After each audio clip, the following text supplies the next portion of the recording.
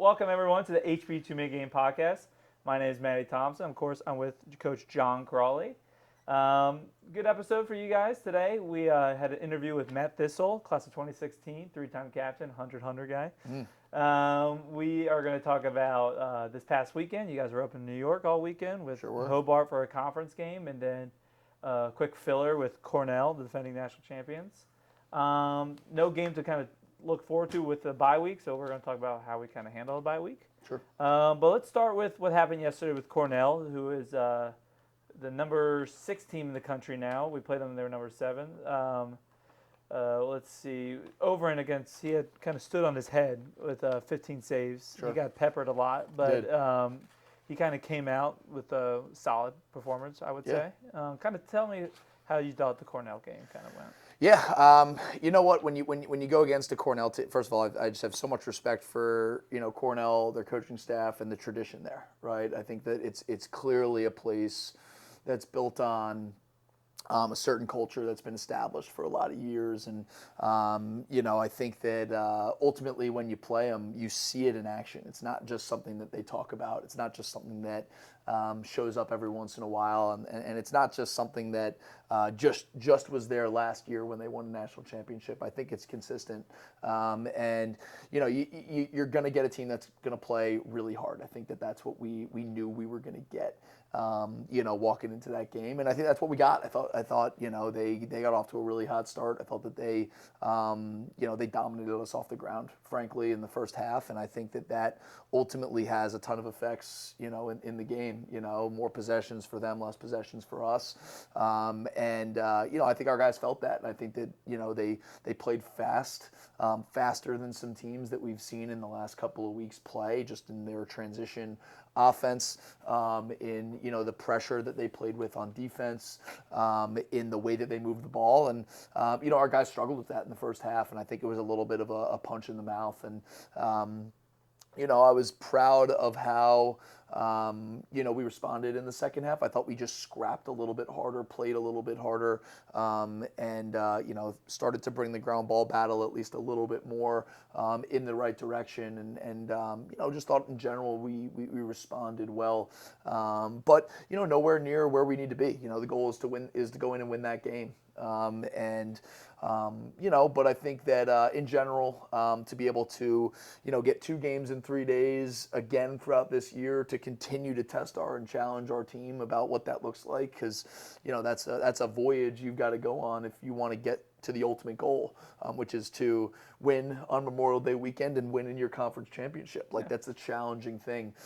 So it was really gracious to the Cornell coaching staff and for them to be able to make that work. Noon on a Monday is not exactly a typical especially for Ivy time, League especially schools. for an Ivy League school. So I was really grateful for them to be able to do that, and I think that there's a lot of film for us to learn from that game, and also there's a lot to learn from the way we managed the 2 games in 3 days. Did we do too much at practice in the day between? Did we not talk about the right things as a coaching staff? Did we do enough to help our group recover at a high level, because those are some of the other challenges that you're faced with when you have such a quick turnaround. So in general, a great weekend, and to be able to see a team like that, and be challenged by it and go toe to toe with it, and watch our group respond was certainly a positive. Yeah. Well, I brought them up first because I want to talk about the great conference win we had. Sure. We beat Hobart 15-8. We moved to 5-0 in the A10 conference play, which is still the best start in program history in the A10. Kind of standout performances. Wickstead, 7 points. Carson Robbins had 6 points. Owen Button, 4 goals. And then Luca, another dominating performance, was 17 for 22 from the faceoff. So what did you see from the guys from there? Yeah, you know what? I thought Hobart punched us in the mouth in the first 5 minutes of that game. I think that they were excited, they were ready to go, and frankly, I didn't think our guys showed up ready enough. Yeah. And so, credit to them for coming out and playing really hard. And you play a Hobart team and you know that they're going to play really hard.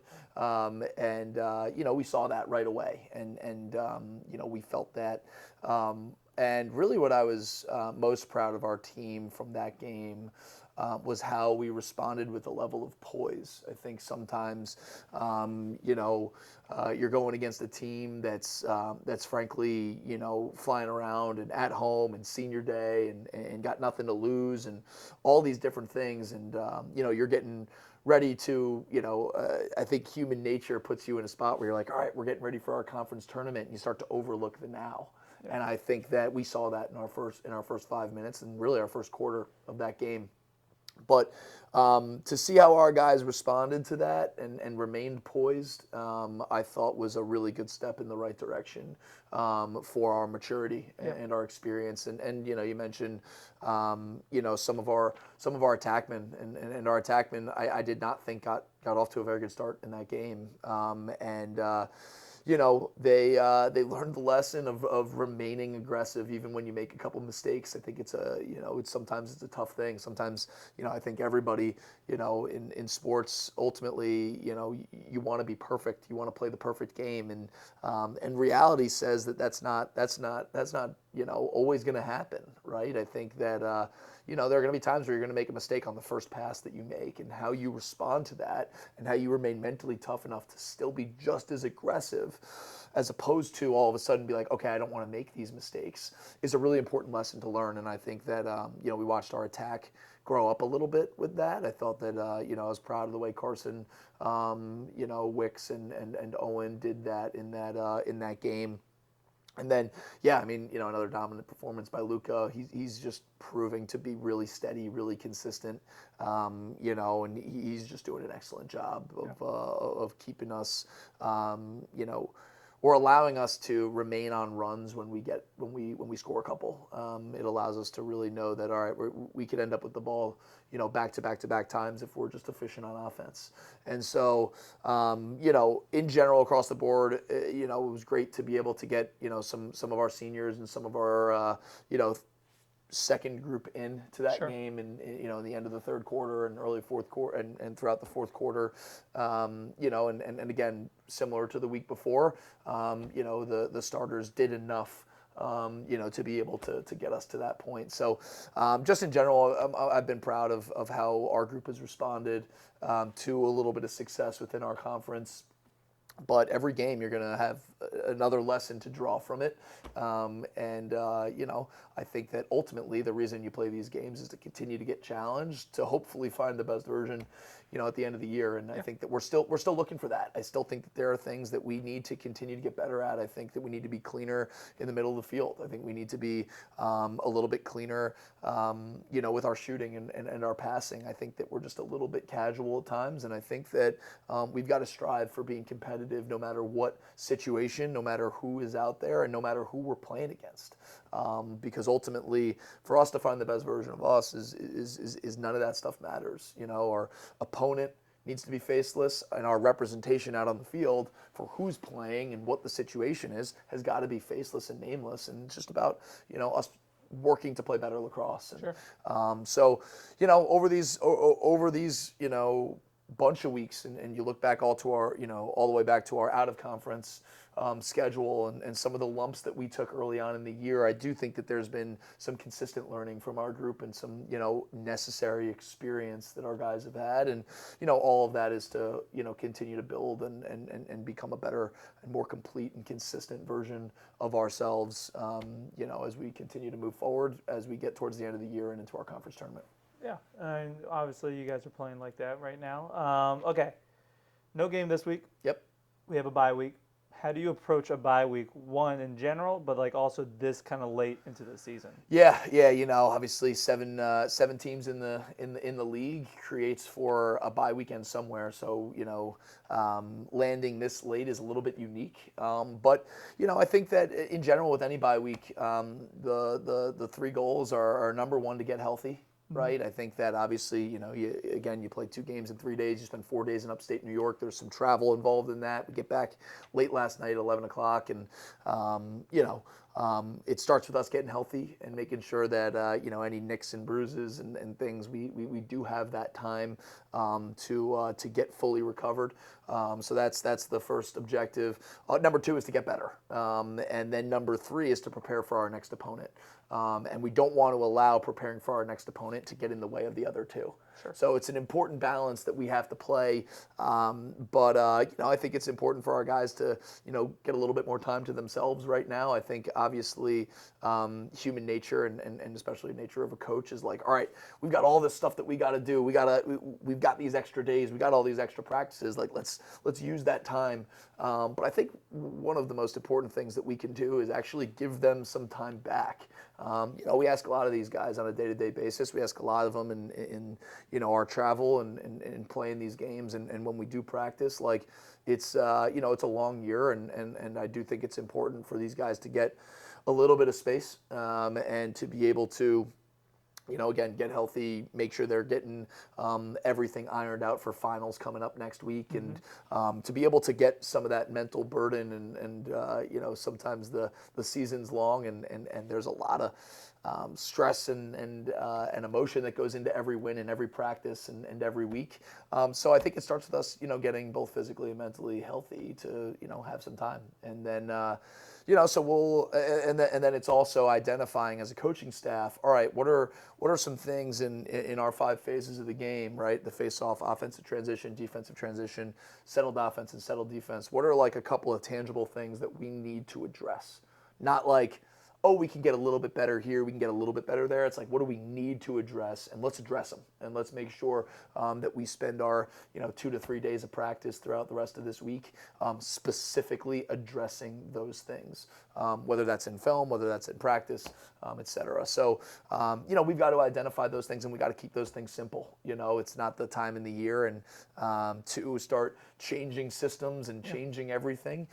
We got to get better at what we are doing, and we got to be able to pinpoint our opportunities of growth in whatever phase of the game that it is. And we got to be specific and we've got to be purposeful in the way that we address those things. So that way our next time out and next week when we do start to prepare for Richmond and for our next team, that, we've addressed at least for 2 or 3 days of practice the things that we need to get better at. And then, like I said, then you turn the page and then you move forward to the next week. I think it's sometimes, again, it's a little bit of human nature to be like, all right, you got this, big game on this, that's 11 days away. Let's use all 11 days to prepare for this team and know them like the back of our hand. I think that brings you out of rhythm a little bit. And I want to make sure that we understand that the consistency of what we do and how we do it is what matters. And there's no one game that's bigger than another one, right? Like every week we need to treat like the most important game of the year. And right now, the people that we get to play against is us. And let's really take advantage of those extra couple days to really get better and really fall back on our fundamentals and get healthy, and then once we get to Richmond week, we'll get to Richmond week, and we'll be ready to prepare for them. And obviously they're another top 5 team in the country, right? You see Cornell last weekend, and they play a really tight game with Richmond early in the year that Richmond ultimately ends up winning. And they're a top 5 team in the country. Like we know we're going to get a great team, a well-coached team. But let's not get ahead of ourselves. Let's take care of what we need to take care of. Let's continue to strive for the best version of us, and then we'll turn the page and start preparing for them. Yeah. Well, I can count on you guys that this is going to be a week where the Panthers are going to get better. Absolutely. In some way, shape, or form. Well, before we go to our guest, Matt Thistle, I want to give a quick shout out to Love.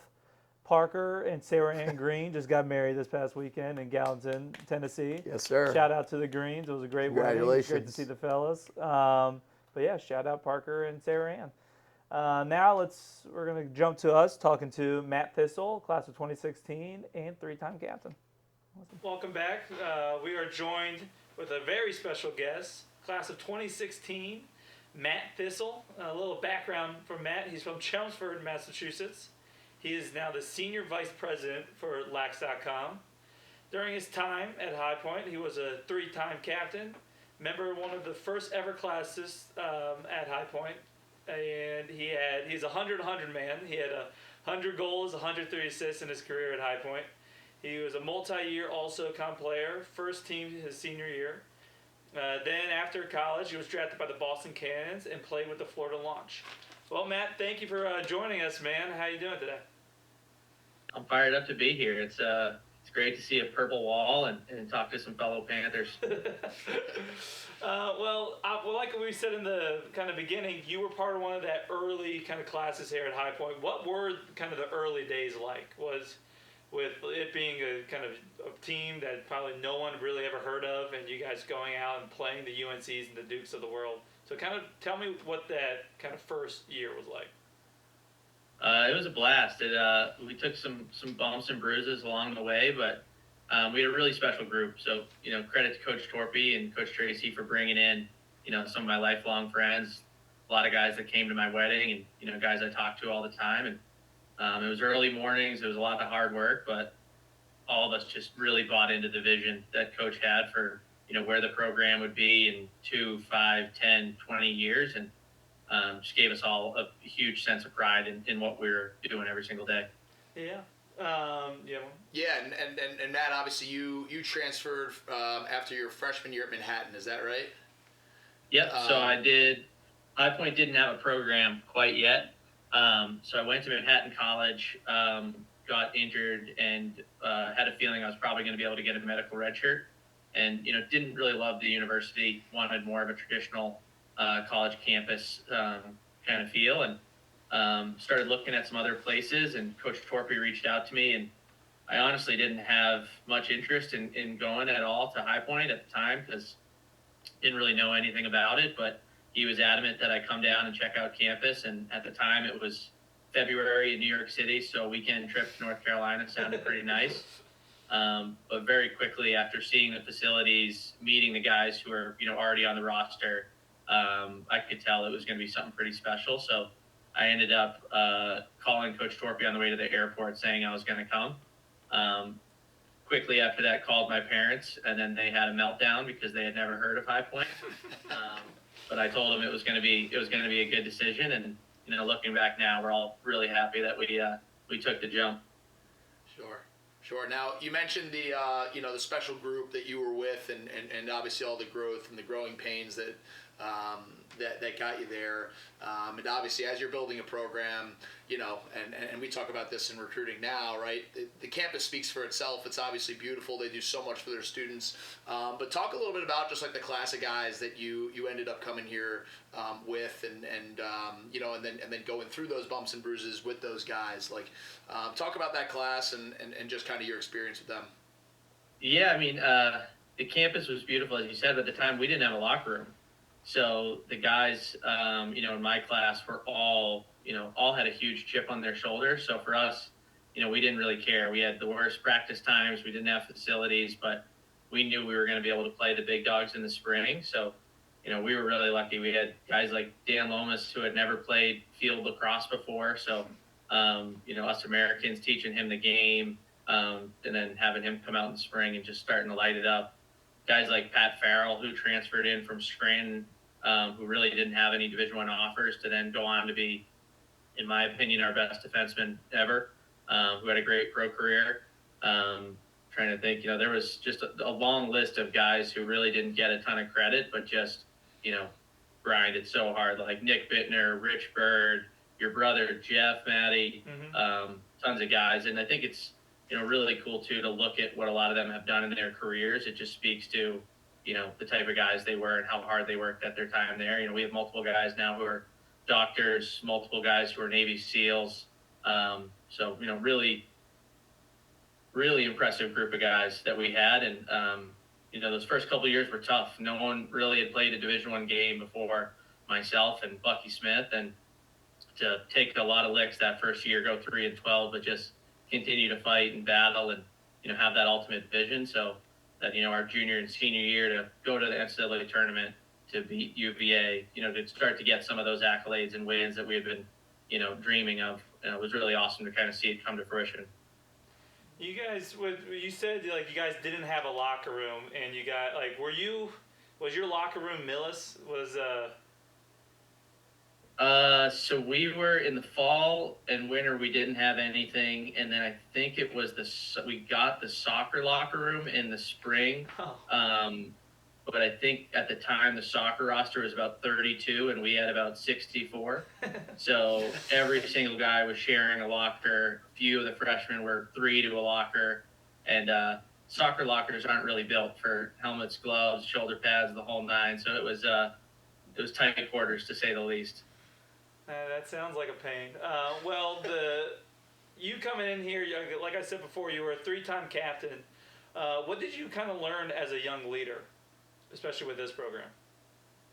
Yeah, it was, Coach Torpy had the vision that it was, you're only, as good as your how good your best players are at leading.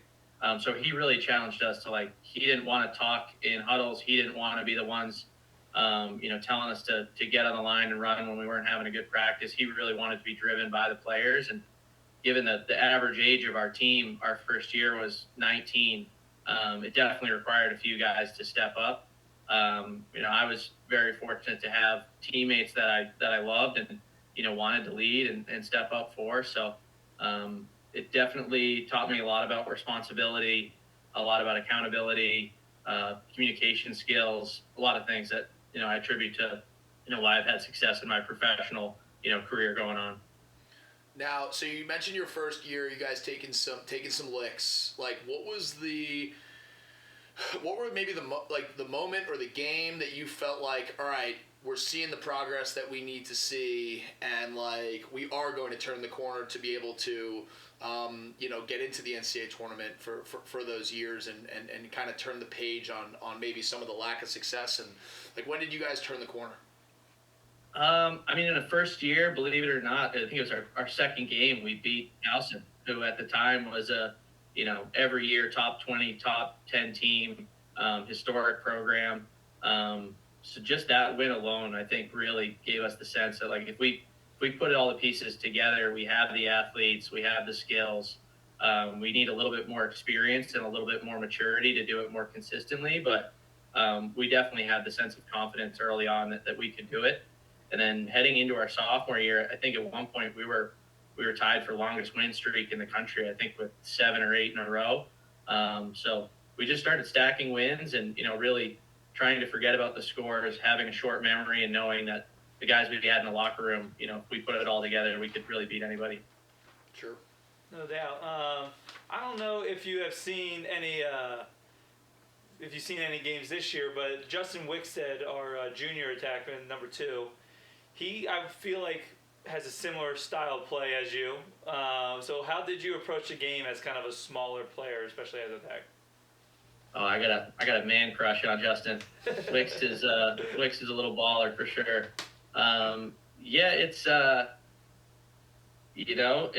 It's just you gotta have a chip on your shoulder, like I said before, and just have all the confidence in your teammates, and just put your head down and go. And we had a lot of great guys on our team that were super tough, super tenacious, super dedicated. So I think just as a smaller player, when you cross the line, you just want to make your teammates proud, and you just want to give it all you got. Yeah. And now, once you graduated, obviously you had a great career here. 100 goals, 100 assists is ridiculous in any league, in any career. And you move on, and you end up getting drafted into the MLL, I believe. Tell us about what that experience was like in playing at the next level. So growing up in Chelmsford, Massachusetts, I was a couple miles away from Colley Stadium in Lowell, where the Cannons really had their first game. So growing up as an N-line boy with a helmet on, bobblehead, was always kind of the dream for me and my family to try to get on that roster at some point. So as my junior year closed out, and Coach Torpy had reached out to a few of the guys on our team saying that there was a possibility of us getting drafted, it was really a special moment. Really a lot of credit to guys like Mike LeClaire, Stevie Kirkup, Dan Lomas, a lot of the other attackmen that I played with that, put me in a great position to succeed. also great, hat off to, Mike Phipps, Ron Garling, John Haas, Coach Tracy, all the guys that really like developed me over my career. Definitely took like a lot of, extra practices at High Point to put me in the position to get drafted. And then, you know, leading up to the draft, was told that I was probably going to get picked up either by the Ohio Machine, rest in peace, or the Boston Cannons at some point. So we had like a little watch party at one of the Centennial houses, probably had like 50 or 60 people. I wasn't, 100% sure I was going to get the nod, so I didn't really tell a whole lot of people. So I think come fourth round, Dan Lomas gets drafted, whole place erupts. That's awesome. Dan goes, let's go to the bar. Everybody gets up, sprints out of there. I'm just sitting on the couch like, all right, that's all this thing. And like my 2 or 3 other, close buddies that I told like stuck around, and then the next round I get picked up, and it would have been nice to have that big roar and the beer flying in the air, but it was a special moment, like getting the call from my dad with, I could tell he was crying, and just have it kind of, come to fruition, as I said, was really great. And then, headed down to the bar and joined the rest of the crew. Now, once you did get into the league, how do you feel like High Point and your experiences at High Point kind of prepared you for that, and to be able to play at the professional level? Yeah, I mean, it was so cool. So at the time we played at Harvard Stadium. I was playing with guys like, your old teammate, Will Stanwyck, Will Manny, Davey Emila.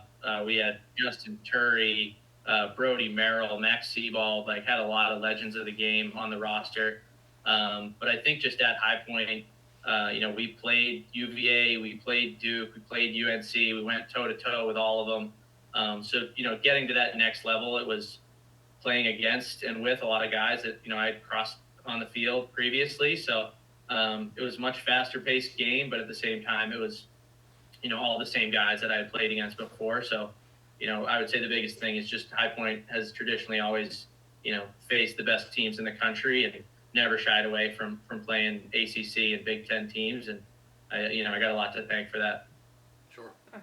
Well, to change tides here a little, we have a fan submitted question. Jeff H. from Miami, Florida. Supposedly there's an infamous Snickers bar story about the time you were rooming with Hunter and Dylan. I'm going to plead the fifth on that one. He thought you might say that.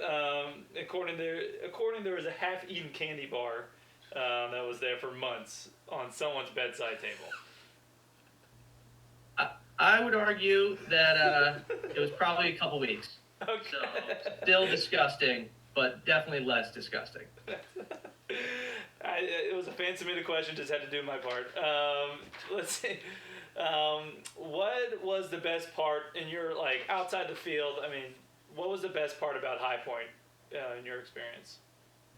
Definitely the guys. Just the guys in the locker room, the culture, the teammates, the memories we shared together. I'm super fired up. I'll be back down on campus in about a month here for Dan Lomas getting inducted into the Hall of Fame. Oh, nice. We got a good crew of, I think, 6 to 10 guys that are going to be down there, and it's at least 4 or 5 times a year I'm getting on a flight to see guys that I played with, and it's those kind of lifelong friends and bonds that I have that are really what I'm most thankful for. 100%. Well, you brought up alumni. You obviously killed it at the alumni weekend this past fall. Which alumni are you wanting to see at next year's alumni? Because it was really just you and Dan holding down the fort. Yep. Which alumni? Yeah, no, definitely excited to get some more guys from my class back, but I do love the opportunity to meet some of the younger guys. So, last year, really getting to know Mayo and Van Overbeck and some of those younger guys that, I was a huge fan of watching after I graduated. Just excited to, continue to make more relationships with guys that have, come through the program and, are continuing to take it to the next level. So now, obviously, you graduate, you're playing professionally, and you had mentioned a lot of those guys that you did play with, a lot of the guys that you're excited to see, ended up going in different directions, different industries and professionally. Tell us about your path, and obviously, working at Lax.com for as long as you have, you wanted to stay involved in the game. Like, tell us about the trajectory after High Point for you, and kind of what you're doing now. Yeah, so graduated and knew I wanted to be back in Boston. It was always kind of the dream to live in the city and be back, close to home. So I took the first job I could to get me out of my parents' house, and took a job in tech sales. Didn't really love it. Was super passionate about lacrosse, obviously. So was coaching all the time, practicing, playing with the Boston group, and knew that I wanted to, find a way to still be in the working world, be in sales, but somehow marry that to this community that I was really in love with in sport. So was very thankful that my high school coach Chris Cameron connected me with the legend Bill Day, who at the time was running Nike Lacrosse, and as the lacrosse community does, they put their arms around people in it and just make introductions with really expecting nothing in return. And Bill Day ended up connecting me with the CEO of Lax.com. And then, there was an opportunity to be a sales rep up in the New England area. So, I jumped right on it because it gave me the opportunity to, work with old teammates, old coaches, mess around with gear and helmets and, all the stuff that I absolutely love, and still be able to, be in the working world and, pay rent and, do all the things you need to do as a 24-year-old.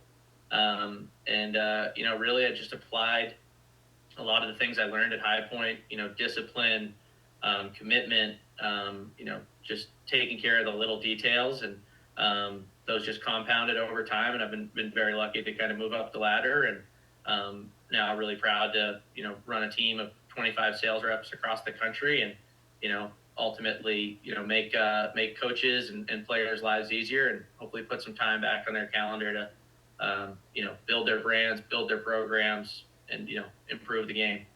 You mentioned you took a lot of stuff from High Point lacrosse and used it in the workforce. Could you see kind of a clear difference between not only just a High Point lacrosse player, but like a Division I player compared to some random NARP joining the same kind of forces? Not NARP is a bad way to say it, but no, 100%. I mean, a lot of the guys that I was close with right after graduating were guys that played at Penn State or Hopkins or other Division I guys, and we quickly noticed that you get out of school, you have some money in your bank account, you're living in a city, there's a lot of distractions, right? And we definitely learned at High Point how to have a good balance and allocate your time appropriately, show up on time, show up ready to go, and leave the weekends to the weekends, and make sure you're doing what you need to do during the week. Oh, nice. Well, we won't take too much of your time. One probably last question. Any kind of advice for the current team right now as we kind of take the home stretch to the conference tournament? I think just see the forest through the trees, and remember that getting to the tournament is really all that matters. And very fortunate that we're in the conference that we're in, that we can go and make a statement there, and really win 2 games that can define your season. So learn as much as you can from what's happened so far. Have a short memory, and take care of business when it matters most. No doubt. Cool. Yeah, man. Well, Matt, thank you again for joining us, and hopefully we get to. We'll see you in a couple weeks, I guess, for Dan's Hall of Fame stuff. That'd be great to see you, man. Sure will. Jacked up. Yes, sir. Awesome. All right, thanks for coming on. Thank you, brother. Thanks, guys. Go Panthers. Yes, sir. Appreciate it.